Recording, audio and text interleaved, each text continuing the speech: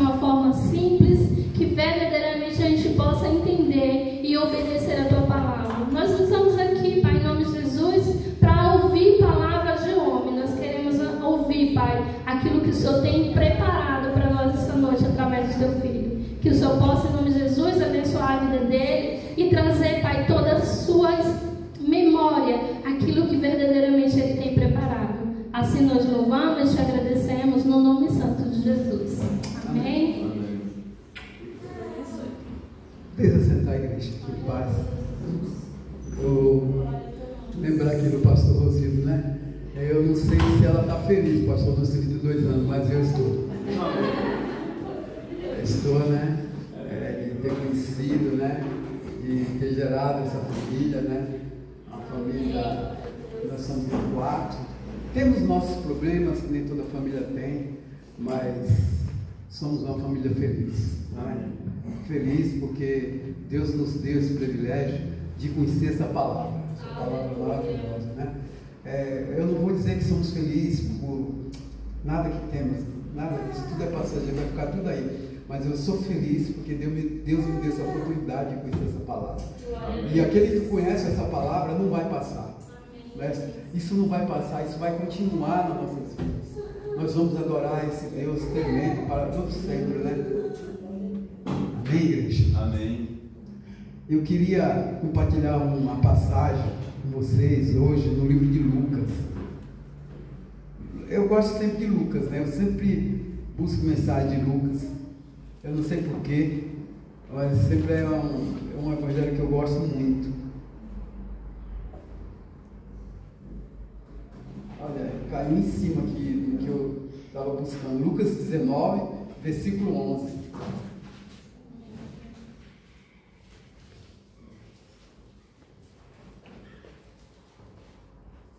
Todos acharam? É 19, pastor? O capítulo 19, a partir do versículo 11. Diz assim: Jesus contou uma parábola para os que ouviram, e o que ele tinha dito, agora ele estava perto de Jerusalém, e por isso eles estavam pensando que o reino de Deus ia aparecer logo. Então, Jesus disse: certo homem de uma família importante foi para um país que ficava bem longe, para lá ser feito rei, e depois voltar. E antes de viajar, chamou 10 dos seus empregados e deu a cada um uma moeda de ouro e disse: veja o que vocês conseguem ganhar com esse dinheiro até a minha volta. E aconteceu que o povo de seu país odiava, e por isso mandou atrás dele uma comissão para dizer que não queria que aquele homem fosse feito rei deles. O homem foi feito rei e voltou para casa, e aí mandou chamar os empregados a quem tinha dado o dinheiro para saber quanto havia conseguido ganhar. E o primeiro chegou e disse: patrão, com aquela moeda de ouro que o senhor me deu, eu ganhei 10. Muito bem, respondeu Jesus, você é um bom empregado, e porque foi fiel em coisa pequena, você vai ser governador de 10 cidades. E o segundo empregado veio e disse: patrão, com aquela moeda de ouro que o senhor me deu, eu ganhei 5. Você vai ser governador de 5 cidades, disse o patrão. E o outro empregado chegou e disse: patrão, aqui está a sua moeda, eu embrulhei em um lenço e escondi, e tive medo do Senhor, porque sei que és um homem duro, que tira dos outros o que não é seu e colhe o que não plantou. E Jesus respondeu: você é um mau empregado. Vou usar as suas próprias palavras para julgá-lo. Você sabia que eu sou um homem duro, que tiro dos outros o que não é meu e colho o que não plantei? Então por que você não pôs o meu dinheiro no banco, e assim quando eu voltasse da viagem, receberia o dinheiro com juros? E disse para os que estavam ali: tire dele a moeda e dê ao que tem 10. E eles responderam: mas ele já tem 10 moedas, patrão. E o patrão disse: eu afirmo a vocês que aquele que tem muito receberá ainda mais, mas aquele que não tem, até o pouco com que tem será tirado dele. E agora traga aqui os meus inimigos, que não queria que eu fosse o rei deles, e os mate na minha frente. Amém, igreja? Amém. Palavra que, assim, bem dura, bem pesada, né? Quer dizer, eu lendo, eu achei uma palavra, assim, muito dura. E Jesus Cristo, para quem não sabe, Jesus Cristo sempre agia com amor, mas com justiça, com dureza, né? E o que nós vemos aqui é que Jesus, por que Jesus vai contar essa parábola para eles? Né? Porque havia uma promessa que o Messias, né? Que o Messias viria para governar, para ser o rei, né? Da descendência de Davi nasceria o Cristo, o Emanuel, aquele que ia governar para todo sempre, né? Então essa promessa existia. Então quando Jesus vê que esse povo, eles começam ali a compreender isso, que aquele Jesus que estava ali, era esse próprio rei, que Jesus ia governar, que Jesus ia livrar eles da mão dos romanos, da mão dos governantes, da mão de César, de Pilatos, que eles iam ser agora uma nação livre, que eles iam ter o crescimento que eles tanto desejaram, e alcançar o padrão maior que eles buscavam. E Jesus, vendo isso, Jesus começa a dizer para eles que não é assim. Que Jesus começa a dizer: olha, o meu reino não é um reino visível, meu reino é um reino invisível. O meu reino está dentro do coração dos homens, daqueles que compreendem isso. Em outras palavras, Jesus está dizendo: olha, o meu reino está dentro do coração da igreja, daqueles que vão compreender essa palavra, daqueles que puderam viver essa palavra. E esses homens, eles estavam totalmente inebriados a ter alguém que realmente livrasse eles da mão daqueles povos perversos, daqueles povos que estavam destruindo a vida deles, cobrando altos impostos. Então eles estavam ali nessa agonia. Chegou o Messias, mas quando Jesus entra em Jerusalém, no jumentinho, aí eles perderam a esperança. Não é esse, não é possível. Como que vai ser? Como que vai ter um rei montado num jumentinho desse? Não tem como. E eles começam a mudar de ideia. E aí nós vemos que no versículo 12, vamos lá, no 12, um certo homem de uma família importante foi para um país que ficava bem longe, para lá ser feito rei e depois voltar. Jesus está fazendo aqui uma analogia daquilo que Jesus se acenderia, ele ia ser morto, ele ia ser arrebatado aos céus e depois ele voltaria. Então esse Jesus diz que eu vou voltar para vocês, e quando eu voltar, vai haver o quê? Vai haver um julgamento.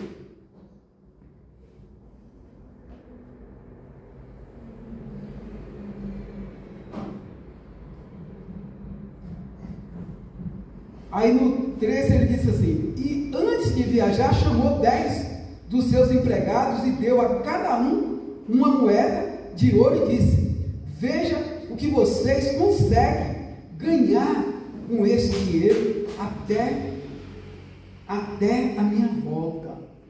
Então Jesus prometeu uma volta. Jesus prometeu uma volta, nós estamos esperando por isso. Amém. Agora, esse dinheiro não é um dinheiro físico.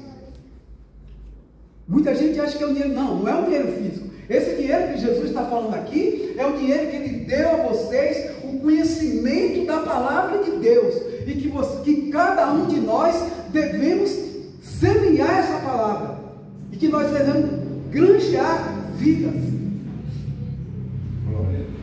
para o reino de Deus. E por enquanto ele estiver fora, por enquanto ele estiver assentado à direita de Deus, cabe a cada um de nós que estamos aqui hoje, todos que são cristãos, granjear essa palavra de Deus, ganhar vida. Amém. Glória a Jesus. Isso não é um dinheiro físico. Jesus está falando em você trabalhar com o que você tem de melhor, algo mais especial, que é o Evangelho de Cristo. É a maior riqueza que nós temos, é de poder falar desse Evangelho, de poder falar da grandeza, falar do amor de Cristo, falar quem Ele é. Através das nossas vidas, nós podemos livrar de muita gente que está nessa inferno.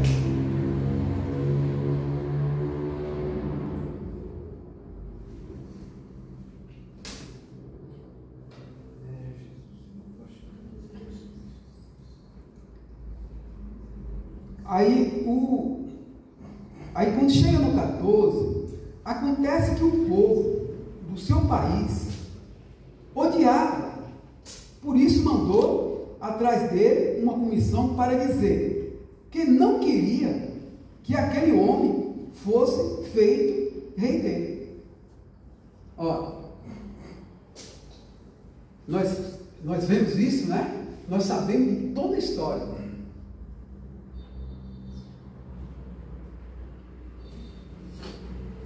E as pessoas, incrível que pareça, as pessoas realmente odeiam esse Cristo da Bíblia. Mas, ao mesmo tempo, as pessoas dizem que amam Cristo, mas um Cristo criado dentro dele próprio. Tem algumas pessoas aí que dizem que é cristão, que o que eles faziam antes era vergonha. O que eles estão fazendo agora, depois que eles conheceram Cristo, é pior. Tem gente ímpio se escandalizando por as pessoas que dizem que agora são cristãos. Por quê? Porque eu crio um Cristo do jeito que eu quero. Um Cristo que não é eu que vou viver a vontade de Cristo, mas é o Cristo que vai viver a minha vontade. Vai ter que se adaptar à minha vida. É esse Cristo que as pessoas estão buscando.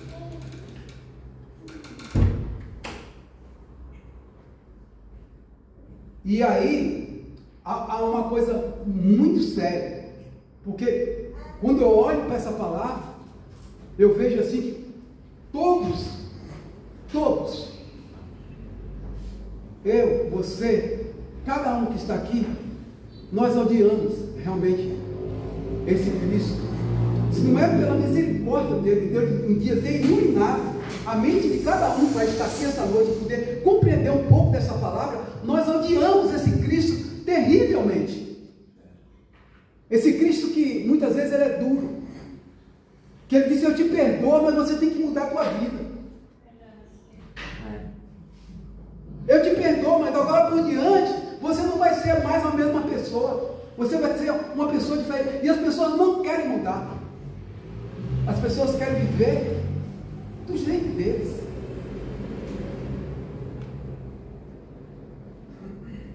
E aí muita da gente fala assim: por que acreditar em Deus? Por que acreditar em Deus?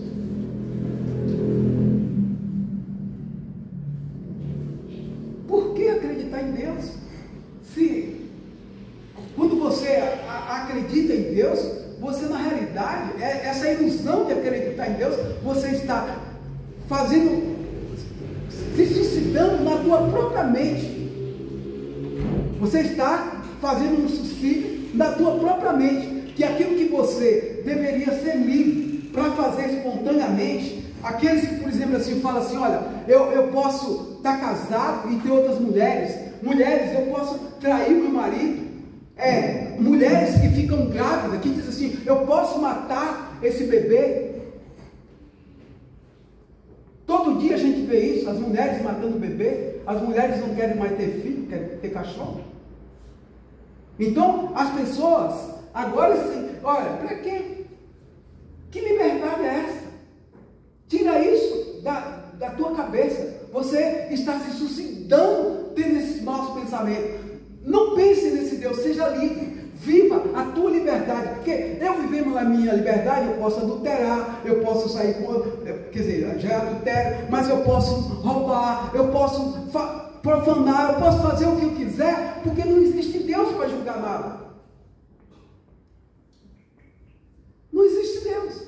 Se não existe Deus para julgar, Paulo diz que é melhor que nós comemos, bebemos e depois morramos, porque não existe nada que vai nos impedir. Então o melhor de tudo é desfrutar de tudo que tem isso aqui, ó, de toda essa covardia, de toda essa imundície que tem, se não é que existe Deus. Mas a palavra de Deus está dizendo que esse rei, esse mesmo rei que foi e que está sentado à direita, ele diz que ele vai voltar para julgar todo ser humano. E quando você entende isso, você para de adulterar. Você para de mentir. Você para de roubar. Você para de blasfemar. Você para de falar mal do teu irmão. Porque você tem temor a esse rei. Você tem temor a essa palavra. E você começa a compreender que existe um Deus que vai julgar até o nosso pensamento. Cada palavra que muitas vezes pensamos que não falamos, mas será julgada.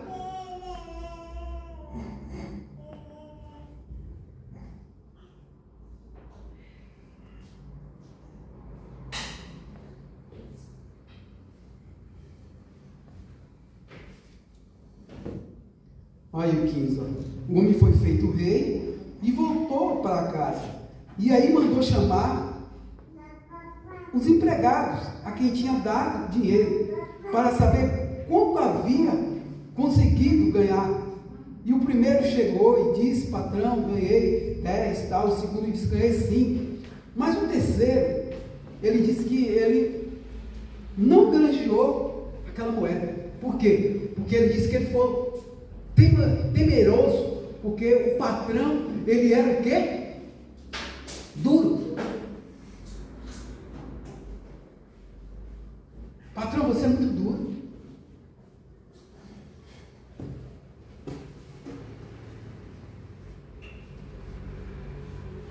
E que tira dos outros o que não é seu e colhe o que não plantou.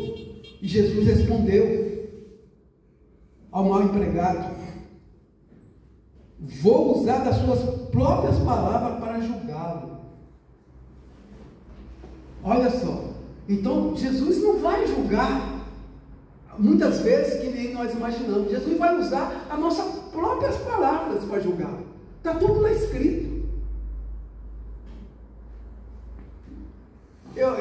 Tem uma passagem, eu não sei se é em Oséias, que diz que Deus tem um memorial, onde está tudo escrito, tudo aquilo que fazemos, né?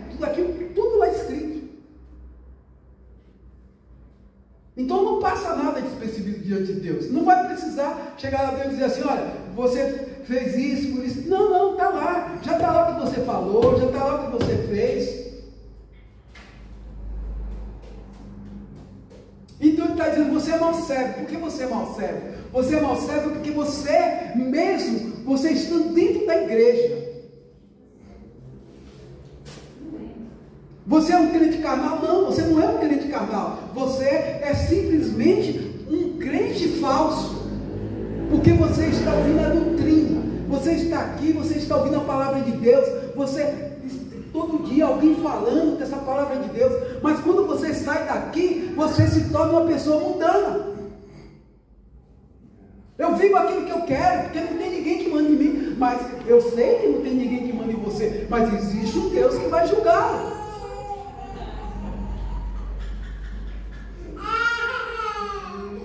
Então Jesus está falando, serve o mal, você é um mau servo, você não cuidou das coisas que eu te dei, porque assim, quando alguém me dá um dinheiro, ou me empresta um dinheiro, no caso Jesus praticamente emprestou, né? Jesus diz, olha, vou te dar isso aqui, mas eu quero de volta. Então, se alguém me dá, vamos supor, 50 reais hoje, e daqui 30, 50 anos, essa pessoa volta para receber, se eu entrego esse mesmo 50 reais, o que aconteceu?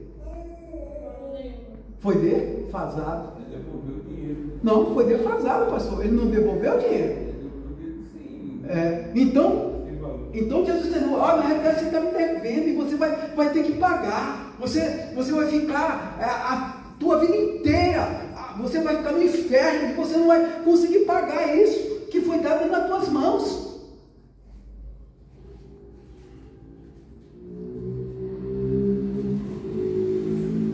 Então nós precisamos granjear aquilo que Deus tem nos dado, porque Deus tem nos dado saúde, tem nos dado olhos para enxergar a palavra, tem nos dado uma mente boa para receber a palavra, tem nos ensinado, tem nos ajudado a estar em pé a cada manhã, tem nos ajudado a ganhar o pão de cada dia. E o que estamos fazendo? Nós estamos pensando em quê? Pensando em ganhar coisas, em buscar algo maior, alcançar coisas que eu não sei o que as pessoas estão pensando, porque para que algo maior do que a palavra de Deus? Sabendo nós que nós não vamos levar nada. Então esse é o maior presente de Deus, é 10 privilégios que nós conhecemos essa palavra.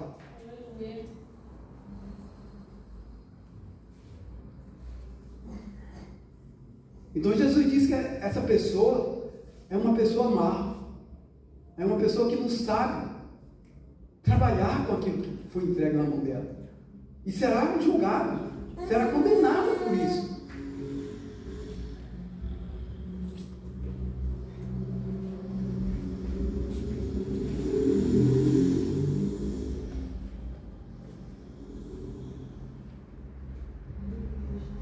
Glória a Deus.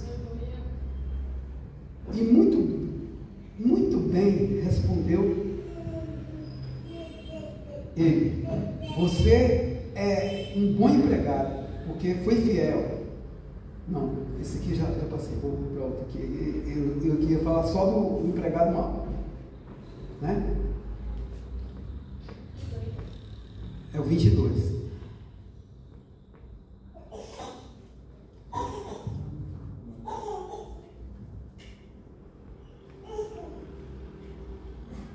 Tá, aí vou para o 23, ele diz assim: então, por que você não pôs o meu dinheiro no banco, e assim quando eu voltasse de viagem, receberia o dinheiro com juros? Então Jesus está fazendo mais uma cobrança, está dizendo: olha, se você é uma pessoa tão má dessa maneira, por que você não colocou o meu dinheiro no banco? E disse para os que estavam ali: tire dele a moeda e dê ao que tem 10. E eles responderam: mas ele já tem 10 moedas, patrão. E o patrão disse: eu afirmo a vocês que aquele que tem muito receberá ainda mais, mas o que não tem, até o pouco que tem lhe será tirado. Eu acho isso aqui muito importante, porque Jesus está dizendo que aqueles que têm muito receberá muito mais. E existe no céu essa coisa, tá? Vai ter essa hierarquia assim. Pessoas que vão estar em lugares mais próximos de Deus. Pessoas que vão receber galardão mais próximo de Deus. E Jesus disse, tem uma palavra também, que até no inferno vai ter pessoas que vai ter um julgamento diferente também. Olha só o que Jesus disse: O que Jesus disse? Eu acho que aquelas pessoas lá em Cafarnaum, né? Que eles, e tu, Cafarnaum, que subiste, quiseste subir ao céu e será batido até o inferno. Porque aqueles que não me ouviram, terão menos rigor do que a vocês que estão me ouvindo. Vocês que estão ouvindo a palavra, essa palavra aqui, ó, vocês serão julgados, o julgamento de vocês será muito pior. Então, assim como vai existir galadão no céu, no inferno também vai estar todo mundo no inferno, é lógico, mas vai ter gente piores ainda no inferno, lugares piores.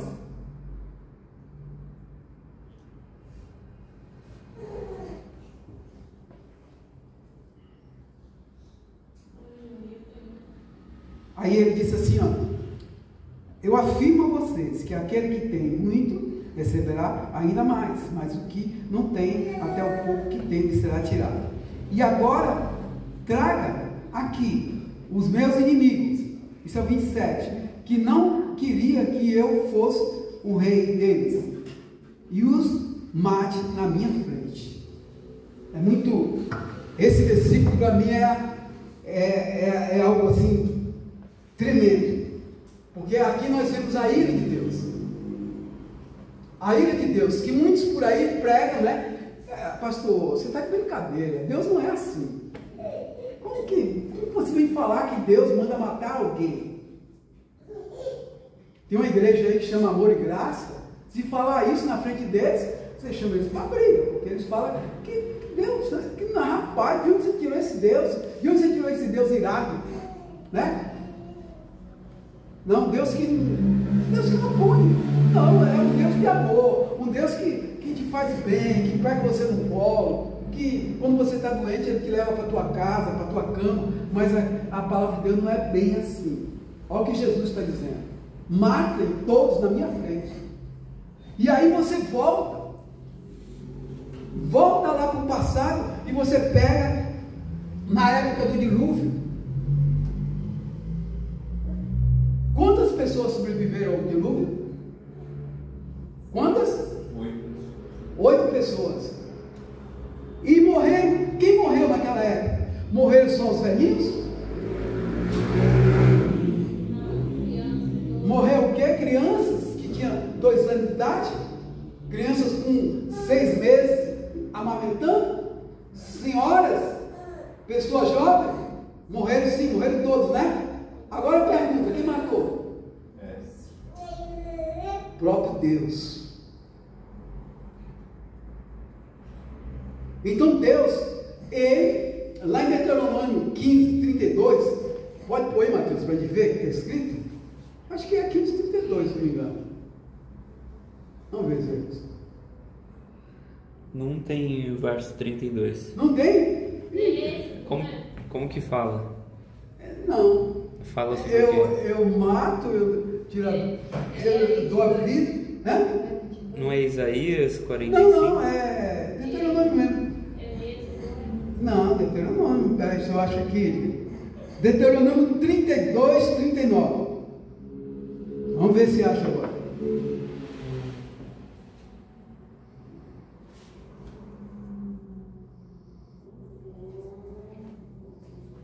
Tá. Ó, saiba todos que eu somente sou Deus. Não há outro Deus além de mim. Eu mato e faço viver. Eu firo e eu curo. E ninguém pode impedir de fazer o que eu quero. Louvado seja Deus. Né? Então é esse Deus que nós estamos diante. De um Deus dessa maneira. Mas as pessoas estão pensando que estão diante de um Deus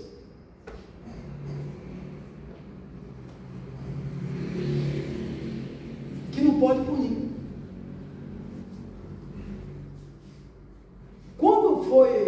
Quando houve lá em Sodoma e Gomorra também, será que Deus tirou as crianças fora? As mulheres grávidas fora? Quantos se salvaram lá? 3 só. Será que tinha criança e senhoras grávidas correndo e sendo consumidas no fogo de enxofre? Sim. Quem fez isso? O próprio Deus. Então esse é o Deus que nós temos, o Deus que nós servimos. Que quando você faz uma comparação assim entre Deus e o diabo, talvez o diabo seja como uma freira, bonzinho. Mas as pessoas acham que o diabo é ruim, mas que Deus é o Deus que pode te livrar de todas as coisas, inclusive te livrar do inferno. Sim, Deus pode te livrar do inferno, mas você tem que se render no propósito de Deus, que há um propósito. Deus nos colocou com um propósito aqui. E quais são os propósitos que há na vida das pessoas hoje? Pessoas que trocam Deus por qualquer coisa. Tem país que troca Deus por quê? Por uma vaca. As pessoas preferem adorar uma vaca do que adorar o nome de Jesus Cristo. Adorar ratos em vez de adorar Cristo. Pessoas que preferem adorar imagem de gesso, dizendo que é o Deus deles, e deixa Cristo de lado. Maria, uma simples mortal, adorar Maria, mas Cristo não. Cristo é coisa assim. Tem adorar Cristo, mas primeiro a Maria, primeiro a imagem de gesso. Mudou alguma coisa nos nossos vidas? Do passado? Porque no passado, Jesus Cristo, quando ele foi preso, as pessoas naquela época tinham uma data do ano, que eles pegavam um malfeitor, alguém que matava, que roubava, que estrupava, e era solto, uma vez por cada ano. E eles pegaram esse malfeitor, que se chamava Barrabás, colocou diante daquela mesma multidão que tinha recebido o pão, que tinha recebido os milagres de Jesus, e perguntou para eles: vocês preferem que eu solte e mate a quem? E eles soltam Barrabás e crucifica esse malfeitor. Malfeitor, um homem que tinha feito milagre, um homem que tinha pregado a palavra, um homem que tinha curado, que tinha salvado, um homem que veio para salvar a vida de todos.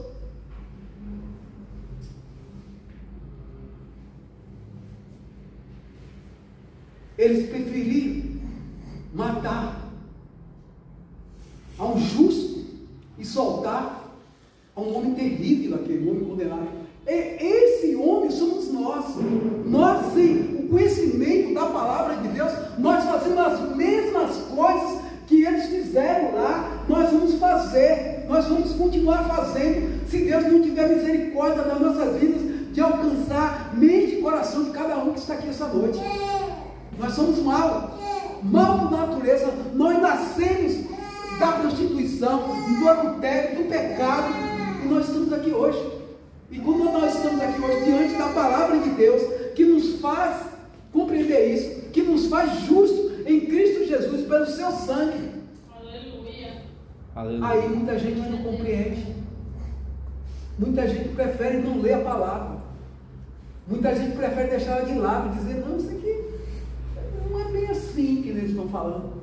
Eu hoje ouvi um cara falando isso. Não é bem assim, sabe? Nós evoluímos. O cara falou assim: nós evoluímos, então essa palavra precisa evoluir também. O cara falou desse jeito. Precisa evoluir. Nós entendemos hoje de uma maneira diferente. Ele falou assim: olha, o homem de 6.000 anos atrás não era o homem de 2.000 anos atrás. E o homem de 2.000 anos atrás não é o homem de hoje. O homem de hoje é um homem que compreende as coisas de uma maneira diferente. Então essa palavra, ela precisa ser renovada. Olha o cara querendo dizer que a palavra de Deus precisa ser renovada. Quem é o ser humano para pensar dessa maneira?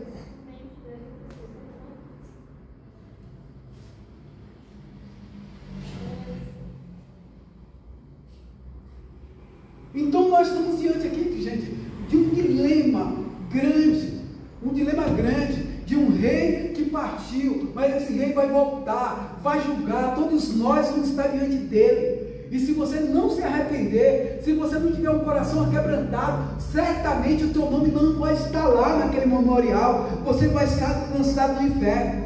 Então nós precisamos se arrepender a cada dia, a todo instante, porque a nossa estrutura, de onde nós viemos da maldade, do pecado. Faz um teste com você. Viaje um ano. Vou dizer para você, um ano só. E comece a ir para os forró, dançar um pouco, né? Dançar assim, tal, beber uma cervejinha, um vinhozinho. E eu quero ver depois você querer voltar mais para a igreja. Mas isso é um teste. Você não vai querer mais voltar, porque a tua mente, o teu coração, ele é mau. Ele quer essas coisas do mundo. Quer tudo que o mundo quer dar, porque é prazeroso. Ora, se não existe Deus, se eu não creio muito nesse Deus aí, então é melhor que eu faça tudo isso que está ao meu alcance.